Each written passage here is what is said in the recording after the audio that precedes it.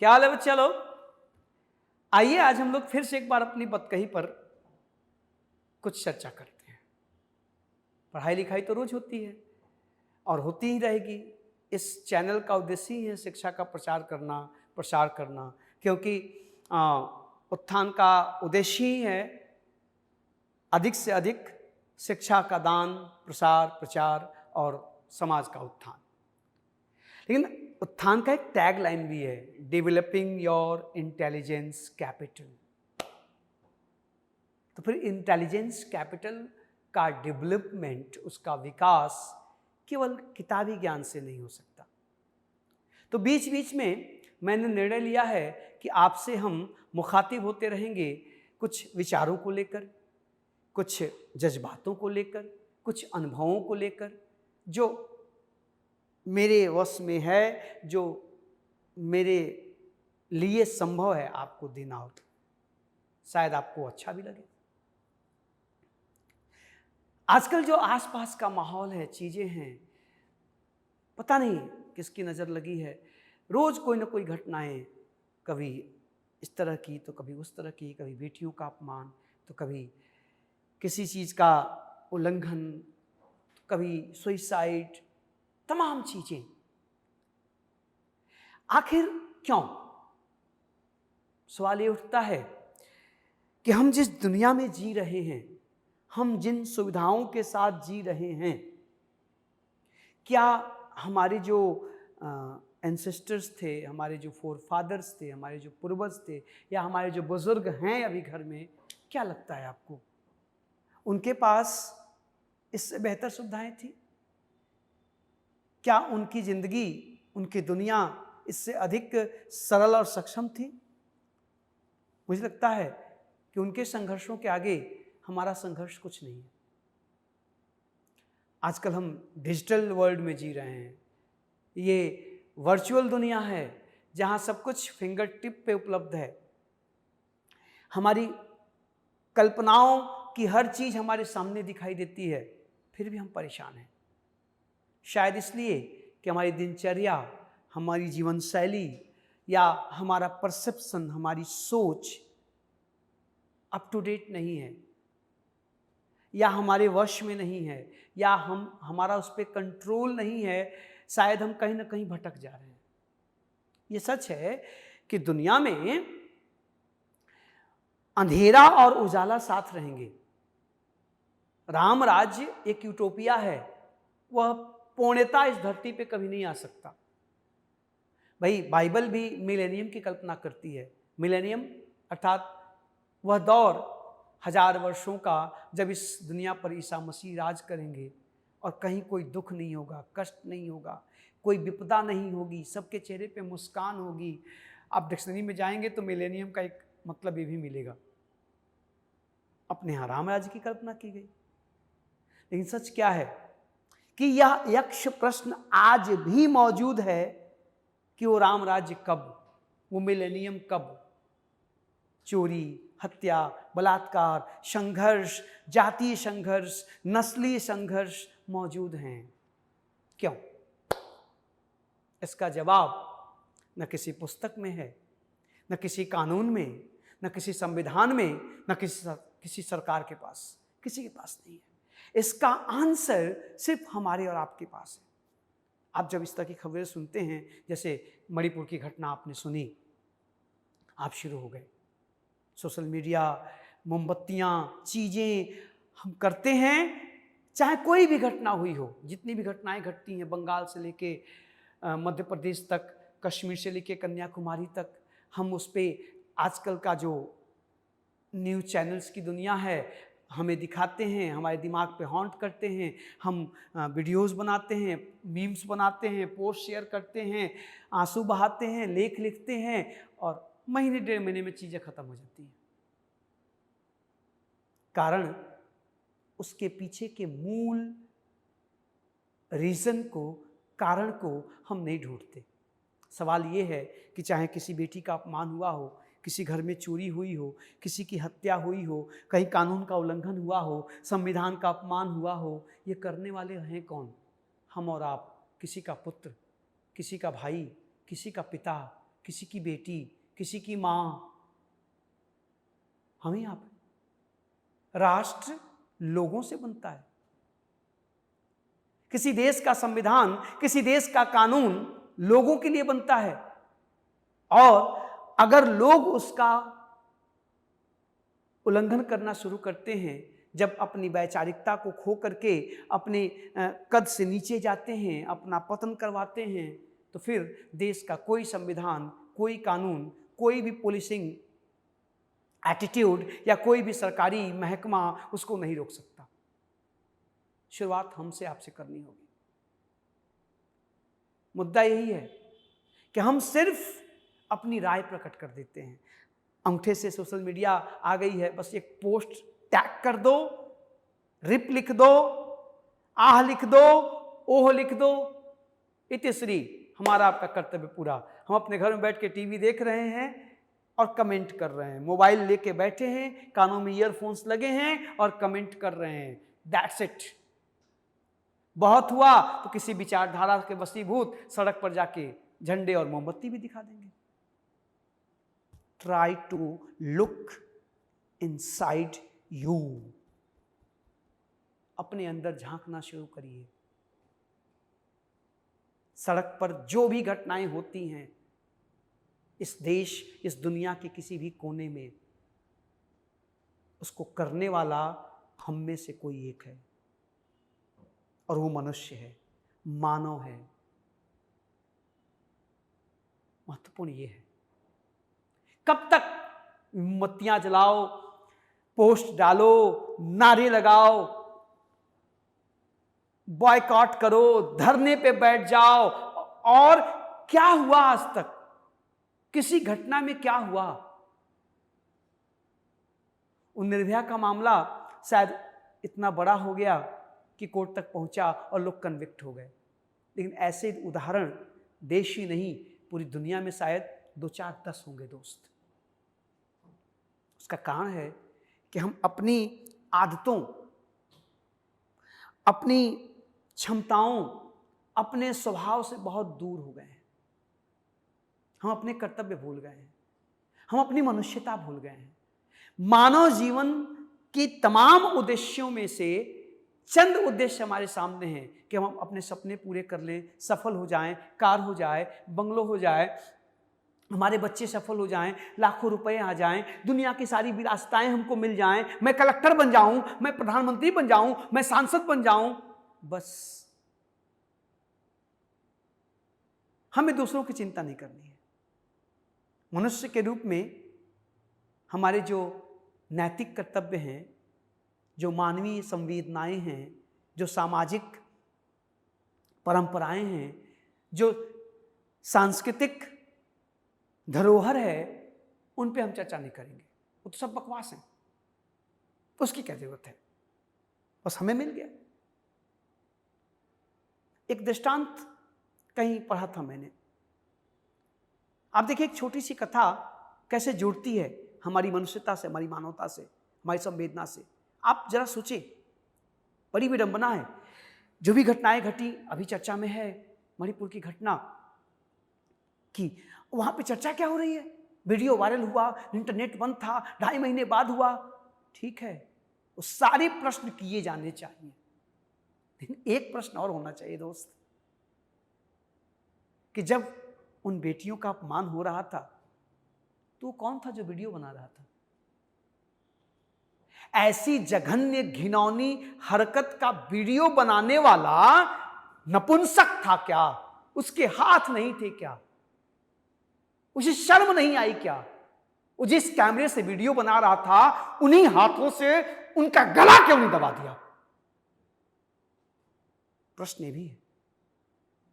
हम सिर्फ एक तरफा तो सोच लिए, वीडियो देख के हमने कमेंट करने शुरू कर दिए। ऐसी घटनाओं के वीडियो भी बनते हैं क्या? ये कौन सा मीडिया है? हम किस दुनिया में हैं? इस बात की खबर क्यों नहीं आई, इस बात की वीडियो क्यों नहीं आई कि ऐसी दरिंदगी करने वालों को वहां लोगों ने चीड़ फाड़ दिया? इसकी वीडियो तो नहीं आती। उल्टे आपको याद करिए घटना हैदराबाद के उस एसपी साहब का, जो उस रेपिस्ट को ले जाकर गोली मार दिया था। मुझे नहीं पता कि मुझे ये बातें कहनी चाहिए कि नहीं, लेकिन बड़ा बवाल मचा था। तब तो ह्यूमन राइट्स की बात आ गई थी, एसपी साहब की खटिया खड़ी हो गई थी। How dare he. तो हम जाएं कहां साहब? इधर जाएं तो ह्यूमन राइट्स है, इधर जाएं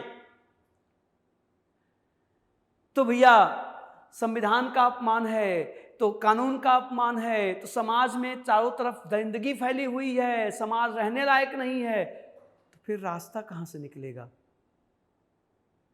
विचार करने की बात है। कोई एक ही सही हो सकता है, या तो वो जो किया था हैदराबाद के एसपी साहब ने, या तो जिसने वीडियो बना के डाला। ये ठीक है कि सूचना होनी चाहिए, ये सूचना बाहर आई, जरूरी था, लेकिन इसके साथ ये बात भी जुड़ी हुई है कि समाज में हमारे सामने किसी का अपमान होता है, किसी की एक्सीडेंट के बाद लाश पड़ी हुई है, किसी की बेटी के साथ अन्याय हो रहा है, किसी की बहन अपमानित हो रही है, और हम वहां से मुंह फेर के चल देते हैं या तो कैमरा ऑन कर लेते हैं। इसका जस्टिफिकेशन क्या है? बाकी समाज में दरिंदे, हत्यारे, व्यभिचारी रहें, थे, रहेंगे, उन पर कंट्रोल करने से पहले हमारे अंदर का जो व्यभिचार है, हमारे अंदर जो राक्षस है, उसका नियंत्रण कौन करेगा? सच तो यही है कि अपराध सिर्फ मौके की बात होती है कि किसी अवसर मिला, और इन सब के पीछे कारण है कि मनुष्य के रूप में हम अपने कर्तव्य को भूल गए हैं।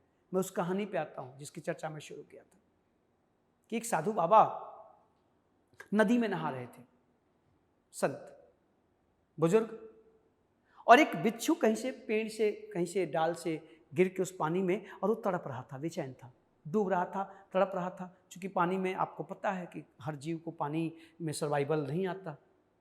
साधु बाबा को लगा कि मैं इसे बाहर फेंक दूं।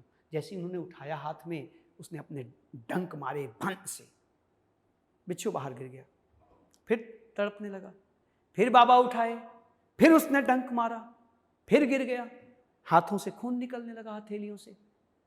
किनारे एक शख्स खड़ा होकर ये सारी गतिविधि देख रहा था। वो हंसा, कहा मैंने आपसे बड़ा मूर्ख नहीं देखा। साधु ने कहा क्यों बेटा, मैंने क्या मूर्खता की? करे भाई आपका हाथ लहूलुहान हो गया है। वो दुष्ट बिच्छू जब पानी से बाहर आना नहीं चाहता तो आप क्यों अपने आप को सांसत में डाल रहे हैं? क्यों उसका विष आप झेल रहे हैं, उसका डंक आप झेल रहे हैं? साधु बाबा ने पूछा कि ये बताओ बेटा, किस बिच्छू का स्वभाव क्या है? तो उसने कहा डंक मारना, उसको प्रकृति ने दिया है। कहे बिल्कुल ठीक, और मैं मनुष्य हूं, और मनुष्य में भी मेरे ऊपर साधु होने का तमगा लगा हुआ है। तो एक मनुष्य, एक मानव, एक साधु का स्वभाव क्या होता है? तो उसने कहा दूसरों का हित करना, सहयोग करना, संवेदना प्रकट करना, मानवता दिखाना। कहे बिल्कुल ठीक बेटा, ये जो छोटा सा बिच्छू है, जिसको अगर मैं अपनी मुट्ठियों में पकड़ के ऐसे मसल दूं तो इसकी हड्डी पसलियां सब बाहर आ जाएंगी। एक तुच्छ सा छोटा सा बिच्छू अपना स्वभाव त्यागने को तैयार नहीं है, क्योंकि प्रकृति ने उसे यही दिया है।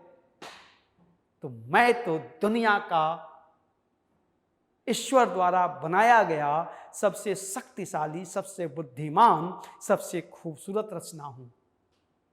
ईश्वर जब बहुत खुश होता है तो मानव बनाता है। तो ये पिद्दी सा बिच्छू जब अपना स्वभाव छोड़ने को तैयार नहीं है, तो मैं अपना स्वभाव कैसे छोड़ दूं रे? नहीं हारूंगा, नहीं मानूंगा। और अंततः उस साधु ने उस बिच्छू को नदी से बाहर फेंक करके ही, किनारे पर फेंक करके ही दम दिया। क्या मोरल इस कहानी का?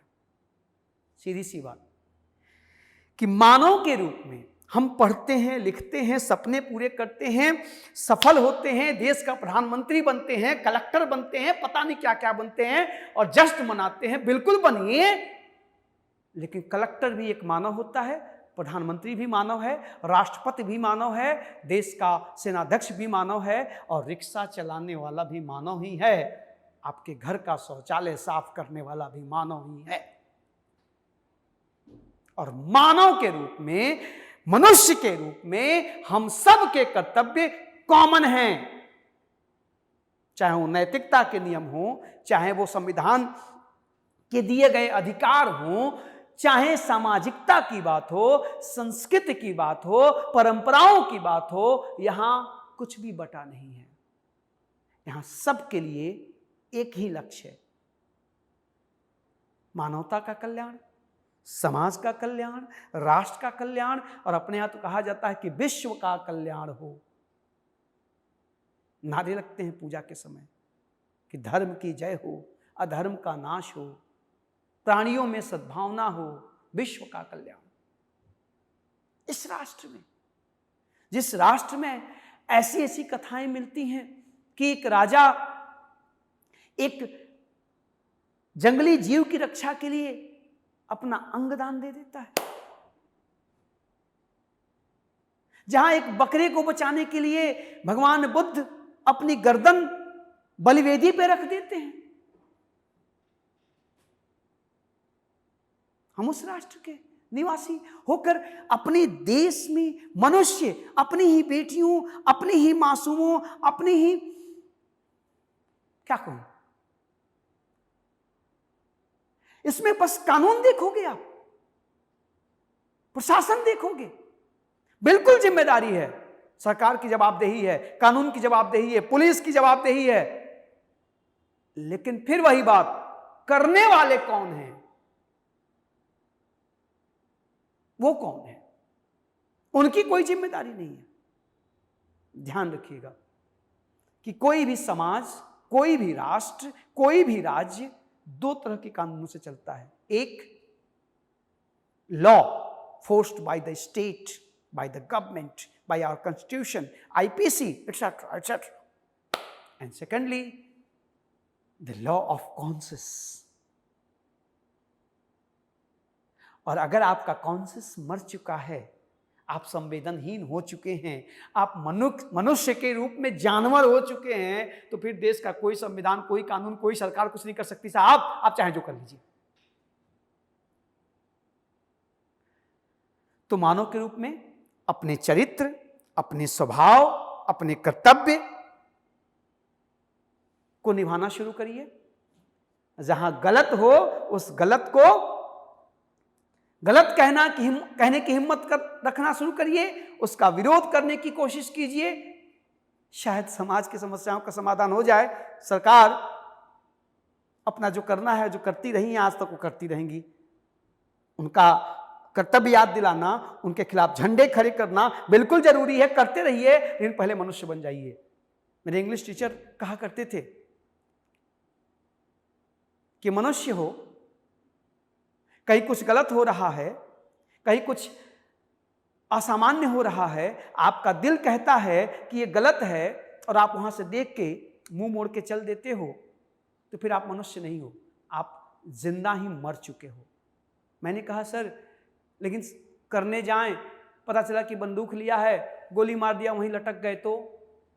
गुरुजी का क्लासिक आंसर सुनिएगा। 10th में मेरे इंग्लिश के टीचर थे स्वामीनाथ यादव जी, उनका answer, classic answer, dhoti kurta पहनने वाला गांव का मास्टर। गुरुजी ने कहा कि हाँ ठीक है, बिल्कुल सही बात है कि वहां कोई लोग लाठी भाला बंदूक लेके खड़े हैं, आप अकेले हो, उनका कुछ बिगाड़ नहीं सकते, तो कम से कम तड़प तो सकते हो, बेचैन तो हो सकते हो, आपकी मुट्ठियां तो भींचनी चाहिए कि काश मैं कुछ कर पाता। खून तो खौलना चाहिए कि मैं कुछ कर नहीं पा रहा हूं, ये गलत है, ऐसा नहीं होना चाहिए। हम तो अब इस स्तर से भी गिर चुके हैं। तो ठीक है, किसी बंदूक वाले के सामने जाकर गोली नहीं खा सकते, तो कम से कम आपकी नसें तननी चाहिए, मुट्ठियां भींचनी चाहिए कि जो हो रहा है वो गलत है, काश मैं कुछ कर पाता। अगर ये भी आपके अंदर नहीं बचा है, तो फिर आप मर चुके हैं। और आज की पीढ़ी मुट्ठियां भींचना छोड़िए, अब तो रील बनाती है, वीडियो बनाती है और वायरल करती है। मैं भावुकता में बहुत कुछ कहता चला जाऊंगा, बस इतनी ही इल्तिजा है आपसे कि सबसे पहले आप अपने अंदर झांकिए। बुरा जो देखन मैं चला, बुरा न मिलिया कोई, जो दिल ढूंढा आपना, मुझसा बुरा न कोई, कबीर बाबा कह के चले गए। तो शुरुआत घर से करें, और घर में भी अपने आप से करें, इस घर से करें। शायद इन समस्याओं का समाधान आज नहीं तो कल पक्का मिलेगा, क्योंकि मनुष्य मनुष्य से परेशान है। शेर तो जंगल में रहता है, सांप भी अपने बिल में रहते हैं, वो कभी कभार मजबूर होकर ही बाहर आते हैं। हम सबसे ज़्यादा परेशान मानव से हैं, अपने लोगों से हैं। हाँ, इस पे देखिएगा, विचार करिएगा। एक बच्चे ने मैसेज किया था कि सर जी आप कुछ बोले नहीं इस पर। तो अमूमन इन मुद्दों पे चूंकि हर चीज़ को पॉलिटिसाइज कर दिया जाता है, अलग अलग चीज़ें हैं, और कुछ भी कहिए तो लोग कमेंट करना शुरू कर देते हैं, कहिए आम तो लोग उसका अर्थ इमली निकाल लेते हैं। इसलिए कई बार मैं अपने आप को शेल में लेकर चला जाता हूँ। आज लगा कि आपसे कुछ बातें करनी चाहिए। मैं अपने विद्यार्थियों से कहता हूँ कि आप ध्यान दें, अपने को मनुष्य के रूप में जितना प्रोसेस कर सकते हैं करिए, शिक्षित भी होइए। शिक्षा उस मनुष्यता को और बड़ी बनाएगी, सफलता की ओर लेकर जाएगी। लेकिन समाज का निर्माण सिर्फ मानवीय धर्मों से ही हो सकता है। आशा करता हूं कि हम सब मिलकर इस परिवर्तन को लाने में शायद सफल हों। आप खुश रहें, ढेर सारा आशीर्वाद, और इन मुद्दों पर अपनी प्रतिक्रिया दें, लेकिन प्रतिक्रिया के साथ साथ इसके पीछे, इसके जड़ में जाने की कोशिश हम सब मिलकर करें। शायद आने वाले दिन खूबसूरत हों, सुंदर हों। ठीक है, थैंक यू।